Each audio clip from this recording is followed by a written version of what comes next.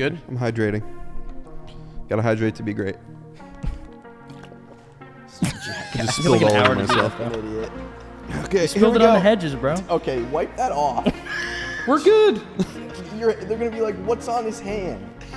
It's an evening podcast. Everything's great. Oh my God. All right. I run hot. It'll be it'll evaporate.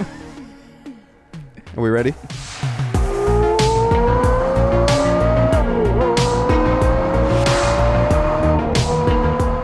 Hey, welcome back to another episode of In the Driver's Seat with ABS. Today we have another very special guest, Mr. Shmee150, Tim Burton. You've come down to Newport. You've come to our museum. You've toured our car storage facility. And we are so excited to have you here. Thank you very much for joining us today. Well, it's an absolute pleasure. First time I've been to Rhode Island, and what a way to get started. Coming to the museum, seeing the cars, meeting you guys. Yeah. Well, we've been following your journey. I know you've done a couple pretty big USA tours, and you've brought your GT Black Series in this wonderful Magna Beam color. We were Solar beam. Solar beam. We were at the front of the museum before, and we were looking all the way at the end of Bellevue, and we saw you driving up. We were really excited to see it coming down the road. It's a fabulous color. Do you know what? It's a cool car to be doing this kind of trip with. Over the next month, we're basically driving 5,000 miles probably, coast to coast. Wow. In what is the only solar beam yellow GT Black Series on Wow. US soil. And it's the third continent the car's been on? Yeah, because I took it out to the Middle East actually at That's the end of incredible. last year, early part of this year. So tracking it around the world, it's driven the Nürburgring, it's driven Yas Marina and the Dubai Autodrome out Wow. in the Middle East. And I've got some plans on this trip. A stop at Kota is going to be on the cards. So doing what it's supposed to be built for, what it was built for. I think when you came before, which was really cool, on the hatch, you had all of the different stickers and venues that the car has been to. I think that adds a lot to the history and your personal history with it. I think when it comes to any car, right, you can go into them with different approaches. You can purchase a car for investment values, let's say, keep it at delivery miles, never do anything with it, and enjoy owning it, looking at it, but not the driving side of it. Or, in the case of this car, I said from day one, this is a car I'm just going to drive. I mean, it wasn't originally solar beam. I actually resprayed it. It started in a different color because it was unavailable as an option for a UK car. Okay. So that was the only way to go about it. Made a few small modifications to it, nothing crazy because I knew I'd do a lot of miles, but with a company called Opus, and then obviously traveling around the world with it. This is going to be a car that does tens of thousands of miles. So that's what it's for. I think what you just said is very interesting, Tim, because a lot of people buy cars as investments, but clearly you've bought your car, you painted it, you've driven it thousands of miles, and clearly the point is to travel with it and have it kind of become one with your journey. And it seems like that's kind of the theme of what you do, because I know you did that with your GT. Ford GT, yep. It's great to see you're out there for the memories and not just for the camera or for just to buy the car and have it and then sell it at some point. So I'm super lucky with the videos and everything I do through the Shmee150 channel that I'm able to share these experiences. I think a lot of people, certainly I can relate myself from not all that long ago, dream about what it would be like to do all of these things with cars like this, to bring the Ford GT around the US, to take the GT Black Series around the world, and to be able to do that. And I think it just adds something else beyond just enjoying it myself, to be able to share that passion and experience with everyone else, with all the viewers of the content as well. And the GT Black Series for me has been quite a personal one, because Mercedes-AMG actually invited me to be part of the original launch campaign of the car. Wow. So when they a couple of months before it was revealed to the world, I shot a video actually kind of like I was breaking into their test facility. That's cool. With them. And pulled the covers back and took it for a drive. So the first time I actually drove one was hilarious. I went around their test track in the middle of the night with no lights on, and they were like, "Yeah, we need to film you." And I don't know which way this goes, left to right, because it's their test track. It's not like nice. looking up Kota or Silverstone or say something. no. Yeah. There's no track plan on the internet. So it's like, go. I'm like, That's really cool. So on your previous trip, you when you had the Ford GT, you came and you actually visited Jay Leno. How was that experience? That was really cool. I mean, Jay is, as you know, such an incredible guy. His fountain of knowledge about everything It's astonishing. is out of this world. And his garage is so iconic. It's so it's Jay Leno's garage, Yeah. you know. Yeah. So to have Yeah. been able to go there, to have been invited to come down with the Ford GT, to bring it inside and to go and shoot a video walking around with Jay was just, it's one of those moments where I go, how am I in this position? How did this happen? How am I here? Yeah. But he was super nice. And, you know, we had actually met once before, which he did remember. Way back, I joined Jaguar for an event with the F-Type R when it had just launched. So we're talking 2014 or something. is it like about that. yeah, around then, and it was around the Mille Miglia in Italy, supporting the heritage team, and or sorry, I should say from a media perspective, chasing the heritage team. So they had Yeah. 10 factory cars or whatnot entered, all driven by celebrities. Jay Leno was one of those, and I'd met him a little bit along the way, and it's funny to think because, you know, back then for me it was already unbelievably exciting to be in this position of creating videos online that a major OEM would invite me to come along to be part of this kind of media event in the first place, and then to think now, you know, being able to have those opportunities almost like, you know, the other way as well, being part of the events and visiting people like Jay and shooting around the collection and, you know, following the stuff he's posted over the years, and, you know, obviously from a UK perspective, not so much watching the TV because obviously that's not being broadcast for us, and pre the days of social media like it is now with the night talk shows, but to have seen when he took delivery of his P1 and all the different things that happened, and then to be standing there with that car, you know, it's really cool. Yeah. At what point in your career, Tim, I know you started YouTube in 2010. At what point did it turn from I'm trying to create content and break into the mold to, oh wow, people recognize me, people know me, and I'm really growing as an individual brand? Yeah. What was that defining moment for you, do you think? I don't think there was, let's say, one specific moment, but more the gradual change over time. You know, I remember I shot and created a full 500 subscriber special. My channel reached 500 subscribers, which is crazy now because it's a couple of million.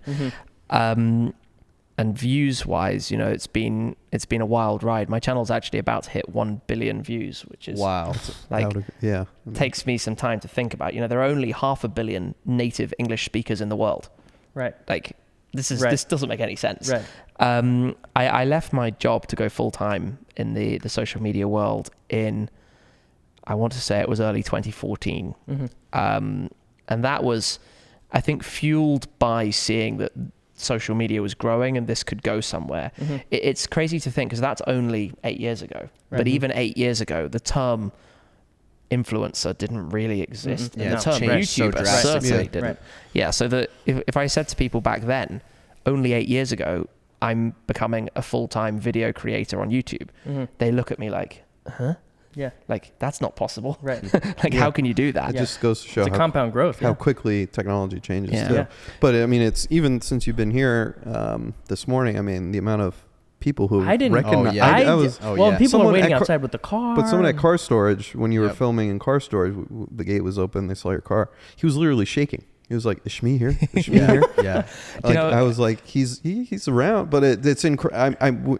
I've been following you since day one. Yeah, day one. We're similar. Day zero. We're similar age, and he was watching that 500 subscriber special. I was subscriber He was one. the first viewer on the. No. But we talked about it. I met you in 2014 at Pebble Beach, and you're super nice, and I was I've actively watched a lot of what I think really for me, for your videos, and kind of something that I really enjoy is the story behind everything, and a lot of the cars that you're very humble and you're very appreciative of the opportunities. Obviously, extremely hardworking. You've been posting a video a day for 13 years or more than a video a day for 13 years. It's over 5,000 videos in 13 years. It's insane. I can't even. Dude, that's the amount of work that goes crazy. into that is, but all day, every day.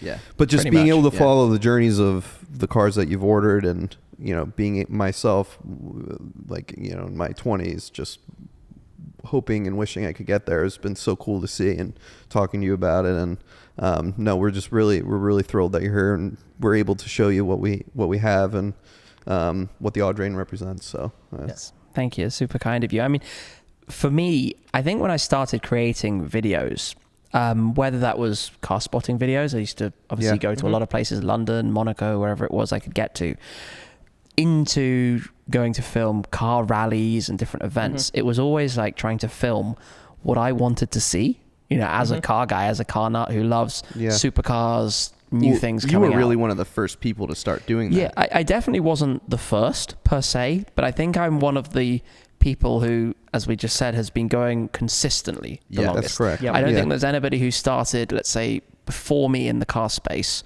who's kept going without taking a break or stopped or something. You've also revolutionized what it means. Like, you know, there's the traditional media, you know, where you had the cars and drivers, but you were the first, as far as influencer, to, you know, do things such as what we were talking about. You were the first to film certain car release. You know, you were the first to go to Dubai and film car spotting, and I think you're always ahead of the curve, and you kind of set the standard for those who follow and try and imitate you, if you will, because I think we've watched a lot of your videos, and you know, we try and approach that humbleness and that excitedness and wanting to share our excitement. And I think that's what we really relate to you. It's been a super exciting journey because, you know, if you open, let's say, a high street shop, you're looking at other shops to know what to do, to where to begin. But having been in this social media journey, you know, in much the same way it would have gone from printed press to radio to TV to whatever, even then to internet, to be in the social media world from the beginning has been such a kind of learning curve along the way, because there's not been anything to say, you know, if you rewind back 10 years, there wasn't anything I could look at and say, oh, this is what how I should do this. It's all been trial and error, many, many hours of studying analytics. I think people massively underestimate, don't get me wrong, driving cool cars is amazing, but they massively underestimate how much you have to do behind the scenes to know what to do, what to share, even down to when to publish, how to format your videos, what the structure should look like. And, you know, as we've jumped forwards, you now have so many different platforms. It's this kind of video for YouTube or for Facebook or for Instagram or for TikTok or for Snapchat or it goes on and on and on. And there are constantly new things coming up.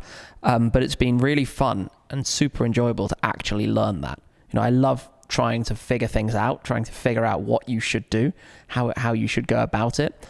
And obviously in the early days of YouTube, for me, there was no revenue or business plan, or there was no idea that this could one day become a job. It was just fun. I just enjoyed shooting that content, like putting together a 500 subscriber special to share with everybody everything I had seen that month, basically, car spotting. And, you know, as it's gone forward, that's continued to evolve, whatever it might be, and the type of content, the style, even down to what the thumbnails look like and how long the videos should be and where the ad spots go and all that kind of stuff. It's a whole kind of genre that didn't exist, or industry that didn't exist not very long ago, and it's been really fun and continues to be really fun trying to learn it. So to be able to do that mixed with the fact that it's all based around supercars and you know, cool experiences. That's cool. That really is interesting how the mold has evolved. I haven't thought about that with all the ads and where to place them and all the analytics that go with it. Has your approach changed in 12 years? For sure. I mean, if you go back to the very beginning, it was much more like, here are short snippets of something, you know, walking around a car, just a 360 around a car, done, simple stuff. Whereas now it's more about trying to find unique, interesting content that's much more storyline based. I think that's one of the hardest things. And in the automotive industry, we're quite spoilt compared to a lot of different categories in the sense that there are always new cars. Right. And there are so many different cars out there. You can it just keeps going. Yeah, you can find stuff that's never been seen before. But that is the challenge, and the ideas behind them have pretty much all been done. You know, anything you can think of now, you know, like, let's put a Christmas tree on a supercar. You know, how many people have done it? Cook a turkey with an event Cooking a turkey with an event. You know, it was really fun. I remember, you know, the first time, like you just said, that I cooked a turkey with an Aventador. Didn't literally cook a turkey with an Aventador, despite what people think. But that kind of idea, it wasn't copying something. It hadn't existed. And then when I unwrapped a supercar Christmas present, I'd gone to my McLaren dealer when I'd bought a 650S and I'd wrapped it up in wrapping paper. You know, I wasn't copying something. It was, what can I come up with that would be super cool? You know, it was a completely different world. So in terms of, you know, has the methodology and I guess idea behind doing things changed. Yes, of course. Now it's heavily based on, is this going to work? Is this going to be something people want to see? And, you know, for example, there are cars I'd have loved to have driven, but I know that the video wouldn't necessarily work that well on the channel, so I will choose something else instead. So there are things that, you know, it's not just about having fun. It is still fun, but there are times when it's still your job. Dare I say it, when you've driven, let's say 8 P1s and someone says, do you want to drive another P1? You're a bit like, Good problem to have. It's a good problem to have. I'm very spoiled that is the problem, shall we say. Has there been a car that you've lusted after and you drove it and you were not as... Oh, for sure. You know, it's really interesting. There have been plenty of those meet your heroes moments that have gone very positively. Yeah, of course. You know, I've been lucky to drive, if you can think of a supercar, I've probably driven it, and the multiple derivatives of it. And, you know, for me, for example, my first ever poster car that I had on the wall when I was a young boy was a Ferrari F50. But I drove an F50 and it was epic. Best thing ever. Which is like, good. So that's how it should be. Yeah. I would say more of the cars that haven't lived up to expectations have perhaps been more of the more recent type of things. One that springs to mind is the SL65 Black Series. Interesting. Interesting, Big Black Series fan, clearly. GT Black Series. I have an SLS Black Series, a C63 Black Series. But the SL65 is I just didn't click with it. I just didn't click with it in the way I thought I would. Not to say that maybe one day add one to the collection, because there's sometimes more about the driving experience, but it wasn't like driving a Carrera GT. You know, you jump in one of those is amazing. For example, car. Sean will never. You'll never drive one of those, Sean. It's a joke. It's a running joke. Sean will But never you won't drive drive a it. Carrera. I will drive it. drive it and don't stall it. Yeah. Once it gets back from service, We'll talk. we'll talk. Yeah. So you just mentioned your collection, and I remember we were speaking earlier, and you said that you wanted to start doing these videos in hope that one day you would buy a supercar. Now you have what, 20 cars? Yes. That's pretty crazy. What would your younger self say? When I was a teenager, one of my friends who's been involved a bit in my channel along the way, you know, we used to sit in physics class we shared together at school, you know, teenagers.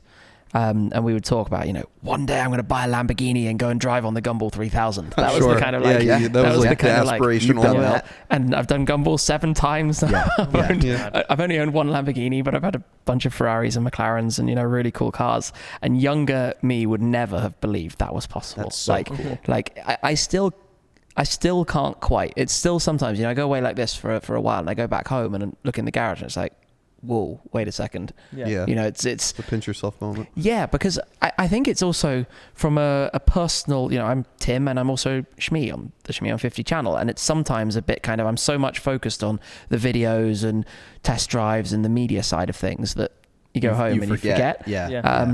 And you forget it's actually, or I forget it's actually my own car, not like a manufacturer car that I can lent. And that's one of the totally crazy things about it. You know, sometimes this might sound obvious to anybody in the industry, but not from the outside.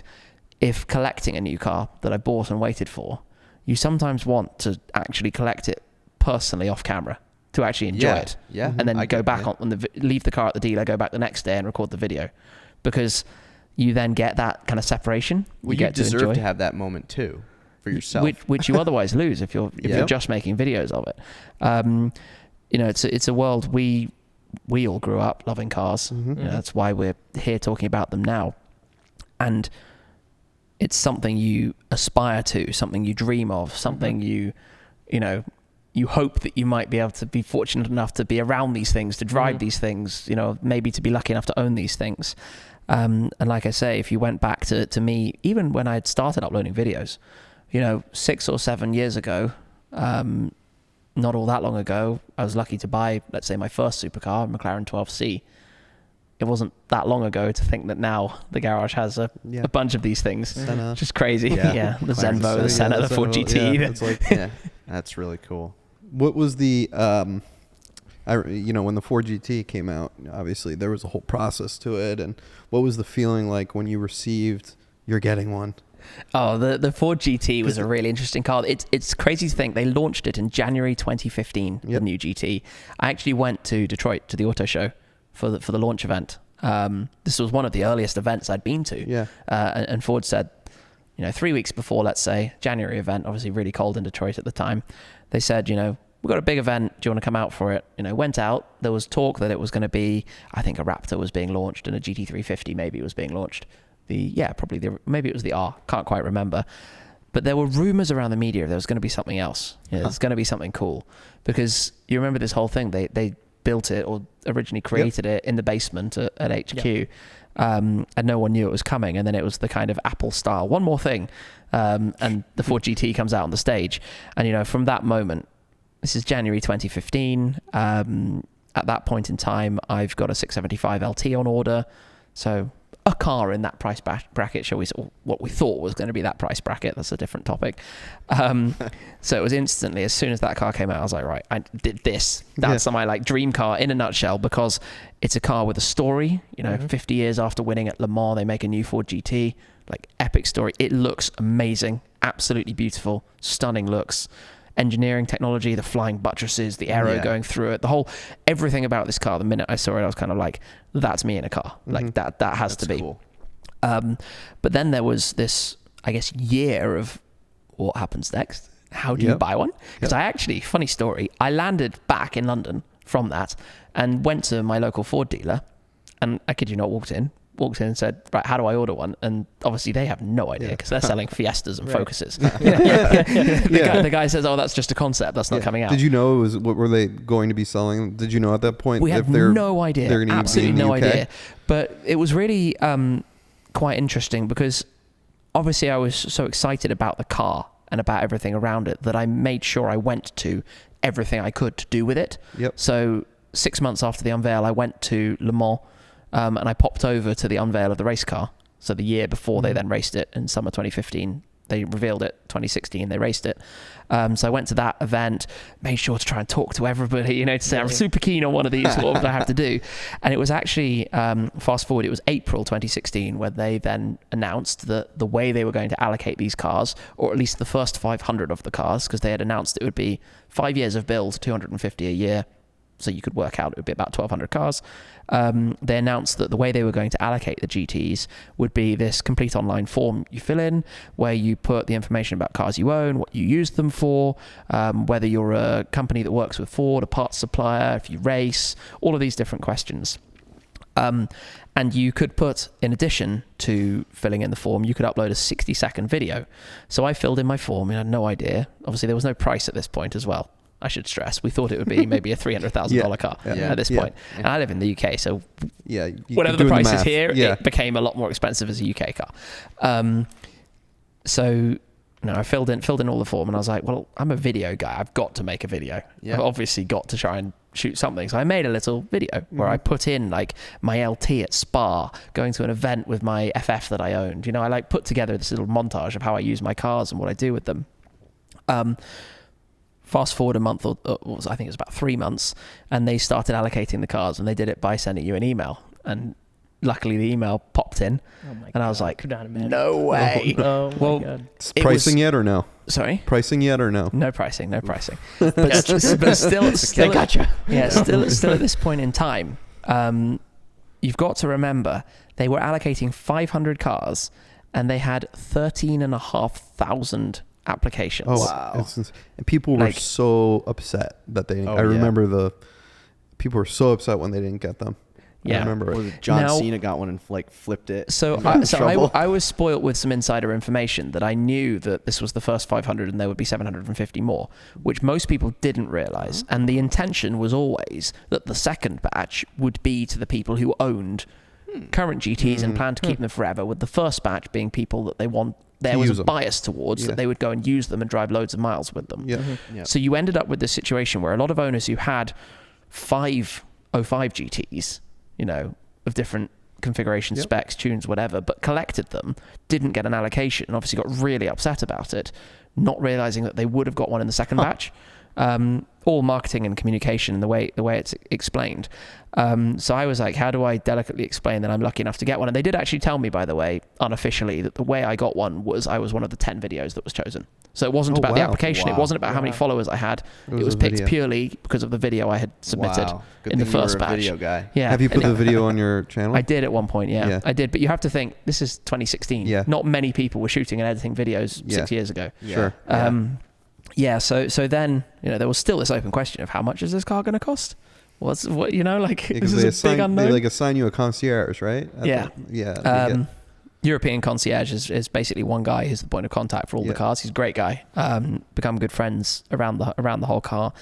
Fast forward a little bit, and my car was allocated and started poking questions about the price, because it was eventually announced in the US it was $500,000, but we have to pay that price, then import it, plus duty, plus VAT in the UK. So effectively you can add 32% to the price. Yeah. So it ended up being a car that currency at the time was $750,000 worth of car. So I was like, oh my gosh, because I'd also put down the deposit for the Senna. At this time the credit line was looking good. I was a bit like I have no idea. I'm like, this was not a good idea. This is a really bad idea. I remember you were talking about these in videos, and that's all coming back. The funny thing about when the car actually eventually arrived is I, no joke, collected my Ford GT when it was all said and done and ready for delivery, and I had booked the Goodwood Motor Circuit, a legendary British venue, and I'd done my car in the spec of an old British race team who had run the GT40s in the 60s. Yeah, such a great spec. Which ironically had been, like, in that livery, the Ford GT40 was driven by Bruce McLaren, so a nice little connection there as well. And super cool. What people don't necessarily know is that the colour on my Senna is actually a development of an original Ford colour. It's a separate story. So it's a nice little crossover here. Yeah. Anyway, I collected the Ford GT at the Goodwood Motor Circuit, got home, packed it away, probably about 9 p.m. at that point. At 9 a.m., I was at the McLaren factory to collect the Senna the next morning. Whoa. It was literally... So the week before that, working out how to pay for these things, that was a head scratch. How was the ramen dinner for the next 3 months? It was nervy. Oh god! But epic. Yeah, that's an epic story. Yeah. Well, it's crazy you've used it too. I mean, the first 500 obviously wanted to drive the cars, but to import it here, to drive it across the country. I was staying at the same hotel as you in Pebble Beach, so I walked out. I walked out and saw the car, and it was like so real for me. I remember that. You sent me a picture. I was freaking out. Because it's not just like, oh, it's Shmee's car, but it's like it made it here, and that's I think what makes it real for a lot of the viewers to see you really engaging with it. Well, like you say, there was very quickly an apparent massively over demand versus supply situation around this car. Yep. The auction prices of the original cars were hitting $2 million. It's a $500,000 car and they're hitting $2 million. Yeah, which is nuts. And the result of that for somebody like me is obviously a massive skew from audience and people saying, all you're going to do is flip it. I knew that wasn't the plan and that wasn't going to be the case, but a lot of people were kind of just assuming, oh, you've not had a Ford before. Why, what are you going to do with it? Yeah. But I was like, no, I'm going full on with this car and I'll never sell this car. So, as you say, after it had been flown to Europe and registered, taken delivery about 6 months later, it had been on show at the Goodwood Festival of Speed, then stuck it back on a plane to fly it into JFK. Wow. And that started the first of these kind of global tours I did about 3 years ago. And the car went everywhere. I've got photos of it in Times Square, South Beach, Miami, driving across the Golden Gate Bridge in front of the Las Vegas sign. It's so cool. And it's held up. That. Yeah, it's done really well. I've done about 8,000 miles on it in total. Wow. Which I confess isn't loads for a car that I've had for 4 years, but you have it's a Ford GT cars. It's not these days. And if you go through my whole collection, look at how many miles I've done, and it quickly adds up to stupid numbers. Really stupid numbers. Like my SLS Black Series that I've had for 2.5 years, I've done. Just trying to convert back to miles. It's in the region of something like 18,000 miles in an SLS Black. Wow.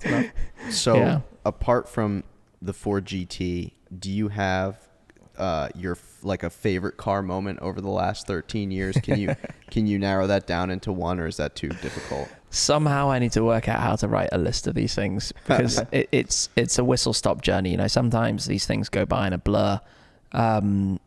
I've been lucky enough to ride shotgun in race cars on tracks with Formula One drivers to, do different activities with absolute legends from the world of motorsport. To be lucky enough to film and walk around the latest hypercars with, really relevant people, to be shown around the new Pagani Utopia by Horacio Pagani before it's revealed to the world, or to sit with Christian von Koenigsegg and learn about what he's up to be on Now the you're auto. here with these three now you're with Yeah, us. well, that's not Glenn's. How did this happen? You really peaked.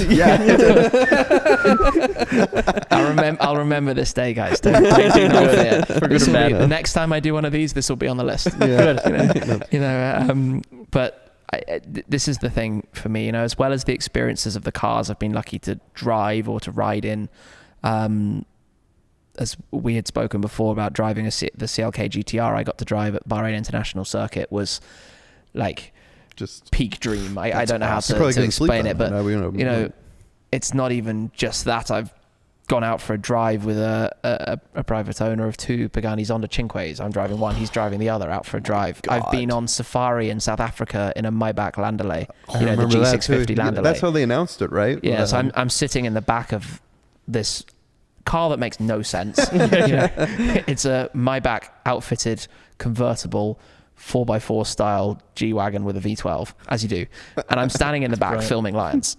It's like, yeah, this is normal. This is what happens. Or to driving, I've been on the Autobahn in a Chiron with Andy Wallace, the man who sets the high-speed records and has won Le Mans. 300, And I'm sitting there like, how do these things happen? That's wild. Yeah. It's almost impossible to kind of pick a moment. Like even recently, I was lucky to be the very first journalist / media / whatever you want to call it person in the world to drive the AMG 1. Yeah. I drove it before anyone else. Very, very easy starting procedure in that car. I watched your video. It's. I mean, it could be worse. It's a Formula One engine. You could need like 50 people to start it up. Yeah. Heated. Will you be? Is that a car that will be able, like, you could drive on the street? Is it? Yeah, completely. It's a really interesting car, particularly here in the United States, where obviously they announced that it wasn't going to be homologated, which obviously took a lot of people by surprise. And combine that with how long it's taken to get to production, how overweight it is, we can all agree. Mm-hmm. But the interesting thing for me is I think I talked a little bit about in video, but the more I thought about it afterwards, and this is one of the things with making a video, you've got to say what you say on the day. You don't have any time. It's not like writing an article where you can think about it on the flight home. What I realized afterwards was the AMG 1 is a car that had a very clear brief. They needed to put a Formula One engine into a car that a customer can drive on the road, but it still has to be a Mercedes, right? Mm-hmm. At the end of the day, what do you have? You have a Formula One engine which sounds unlike anything else. The driving of it sounds like unlike any other car, and all you've got to do is press a button, really. Okay, yes, it has to heat the cats and whatever, but it's effectively you press a button. You don't need a pit crew. But it drives as a Mercedes. You don't feel like you're going to kill yourself driving it on track. It's very invitational. You feel like you can go out and drive it. It's very familiar. The systems are all very Mercedes, as you would expect. So at the end of the day, the brief was to put an F1 engine in a road car. They did that absolutely nail on the head, spot on. And I think in the interim period, we have everything else going completely crazy. It's a very exciting period for the hypercar at the moment. Valkyrie, Gordon Murray stuff, everything that's happening. But in the interim, that kind of threw the curveball, and almost made people forget that whereas 20 years ago, supercars kind of had one direction, now there are so many of these things available, kind of something they can for go in a different direction. Yeah. And this car's direction was to put that engine in a road car. Done. And that's what I find fascinating about it. Where do you see supercars going from here? Like, a lot of people say, oh, we're going electric, or, we were discussing earlier the challenges about charging your car in certain areas of the world. Where do you see us splitting off to in terms of supercars? Do you see the engines getting smaller? Do you see bigger engines with hybrids? I mean, it's an interesting trend that we're in right now. I'm going to throw a curveball. I think we're all going to be surprised by what happens. I think that there is obviously this massive push towards electric at the moment, which is very politically driven, understandably, because if we take the bigger picture of the world, forgetting just cars, we need to work on what we're doing to ourselves as the human race. And for a lot of people, electric will be the right direction. However, it's not the only direction. And ultimately, the production of a combustion engine supercar is pretty irrelevant compared to the bigger picture of container ships running around the world, Coal delivering plants, things like food that. out Nuclear of season plants, and fast fashion and stuff that we just don't need. You know, we're going to have to learn and adapt that we should wear our clothes more often and eat less meat and not have avocado when you can't get avocado, and whatever else it might be. Obviously, something does need to be done with cars, but I think we'll also adapt more to offsetting. I think carbon offsetting is going to be a much bigger thing going forwards. So what this says to me, long tangent around here, is that I think we're in for a very exciting phase where naturally aspirated engines will continue. I don't think they're anywhere nearly done. I think we're going to be surprised to see even large OEMs putting engines back into cars rather than having full electrified lineups. And it's very interesting how, I've got to not talk too much, I've got to be careful what I say here, how if I rewind 5 years when I was sitting with senior people at big car companies, plan A was what they were doing at the time, here's another V8, and plan B was we might have to go full electric. When I talk with the same people now, plan A is we have to go full electric, but plan B is we're going to get an engine back. That's I cool. think I think the future is electric for those for whom it works. If you're commuting 20 miles each way to and from and you've got a power socket at home, get an electric car. Like, they're great, silent, effortless, easy, cheaper to run, go for it. But I think for the enthusiast, we're in store for some really interesting stuff. I love this take. Well, Thank me God. too. Thank you. Thank God. That's my take on it. That's coming from someone who drives a Tesla. Thank God. Saved our ass. Well, I think that's a good place to end. I think you know what, that I makes feel me good. really I'm ready good. We feel really good. Call it Yeah, right there. yeah. I hope I'm not wrong. No, I hope you're not being paid to say that either. Who would, right? Right, I hope not. Very quickly great. before we end, I have to hear you say it, because when you were filming your videos today, we were hiding and I wasn't there to hear it. We didn't hear it. I need to hear you say, "Hi guys, I'm Shmi." Is that it? We're going to We just lead with need this probably. So should I keep it hanging for a bit? I don't know. Keep I it don't think you hanging. should. Keep I don't the- think, we need the don't- viewers Don't leave here. us hanging. We got to hear it. Hi guys, I'm Shmi. Oh, that's Yes. legendary. No, I've got to That's do the whole thing. legendary. It's got to be the whole, hi guys, I'm Shmi, and today we're here at the Audrain Automobile Museum. We're having a podcast, sitting down with the guys. Oh, that's Love it. epic. That's I can epic. retire now. So I hope you enjoyed this video. For those of you listening, tune into our YouTube channel to check out this. We're really excited that Shmi, Tim, you came out to film with us, and you're so nice and you're so much fun to be around. Dude, we got a big day tomorrow. Yeah, big day tomorrow. It's not over Yeah, yet. we're going to Virginia. We're flying down to our storage facilities down there. We're so excited. So I hope you enjoyed this video. We'll catch you in the next one. Remember to like, subscribe, comment, and we'll catch you in the next one. I said catch you in the next one. Catch like you in the 5 next times. one. What did Bunch you of say? more What new did you say? comments. Plenty, you're I good. said plenty of more content.